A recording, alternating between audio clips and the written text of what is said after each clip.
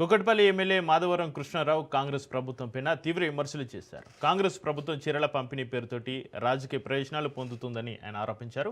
గత బీఆర్ఎస్ ప్రభుత్వంలో బతుకమ్మ పండుగతో పాటుగా అన్ని వర్గాల మహిళలకు చీరలు పంపిణీ చేశామని ఆయన గుర్తు చేశారు. ప్రస్తుతం ఆధార్ కార్డు చూపించి కంటి స్కాన్ చేయిస్తూ చీరలు ఇస్తుండడం పైన మహిళల్లో ఆందోళన నెలకొందని ఆయన అన్నారు.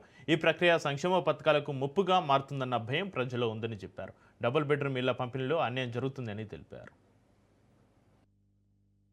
నిరుపేదలందరూ కూడా ఏదో రకంగా సాయం చేయాలన్నటువంటి ఆలోచన, చీరలు తయారు చేసేటువంటి వాళ్ళకు కూడా మనం చీరలు వేయడం వల్ల వాళ్ళకు కూడా ఉపాధి కలుగుతున్న ఉద్దేశంతో ఆ రోజున కేసీఆర్ గారు పెద్ద మనసు చేసుకొని చీరల పంపిణీ కార్యక్రమం పెట్టాడు.